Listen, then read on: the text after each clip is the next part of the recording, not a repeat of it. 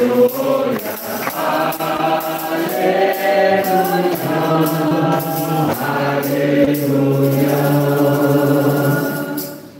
Seigneur soit avec vous. Et avec votre esprit.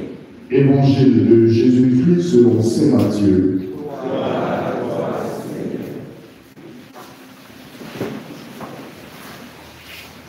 En ce temps-là, Jésus disait à ses disciples, « Veillez, car vous ne savez pas quel jour votre Seigneur vient. Comprenez-le bien. Si le maître de maison avait su à quelle heure de la nuit le voleur viendrait, il aurait veillé et n'aurait pas laissé percer le mur de sa maison. Vous donc, tenez-vous prêts, vous aussi. C'est à l'heure où vous n'y penserez pas que le Fils de l'homme viendra. Que dire du fidèle serviteur censé à qui le maître a confié la charge des gens de sa maison pour leur donner de la nourriture en temps voulu? Heureux ce serviteur que son maître, en arrivant, trouvera en train d'agir ainsi. Amen, je vous le déclare, il l'établira sur tous ses biens. Mais si ce mauvais serviteur se dit en lui-même, mon maître tarde, et s'il se met à frapper ses compagnons, s'il mange et boit avec les ivrognes, alors quand le maître viendra, le jour où son serviteur ne s'y attend pas, et à l'heure qu'il ne connaît pas, il l'écartera et lui fera partager le sort des hypocrites. Là, il y aura des pleurs et des grincements dedans. Acclamons la parole de Dieu. Louange à toi, Seigneur Jésus. Chers parents bien-aimés du Seigneur, que cette Eucharistie nous donne d'être prêts et de répondre présent le jour où le Seigneur viendra à notre rencontre. Amen. Frères et sœurs,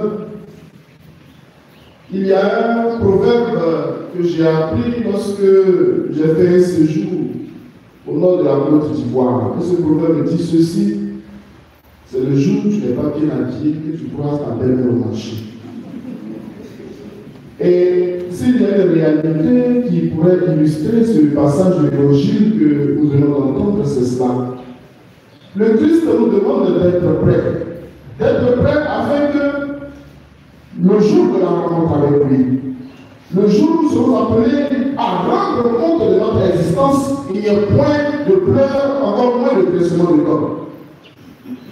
Demeurons dans la fidélité de la foi, une foi solide, une foi qui ne se laisse pas balloter par les flots de ce monde, une foi qui tient devant les difficultés existentielles.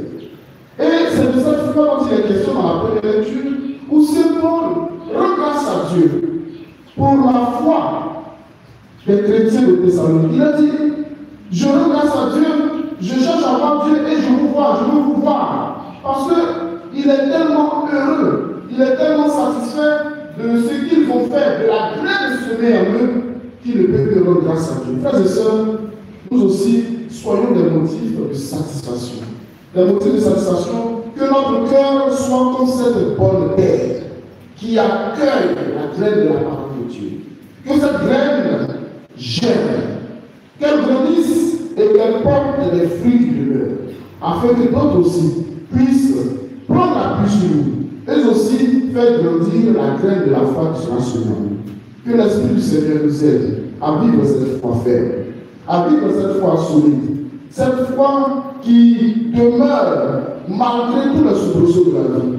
Cette foi qui n'est pas d'aujourd'hui seulement, et puis demain elle chancelle, et puis demain. Non, non, non. Une foi qui sait sur qui elle est enracinée. Le Dieu vivant, éternellement. Le Dieu vivant de toute éternité, hier, aujourd'hui et indéfiniment. Que le Seigneur nous fortifie par sa grâce, lui qui est Dieu, pour les siècles des siècles. Amen.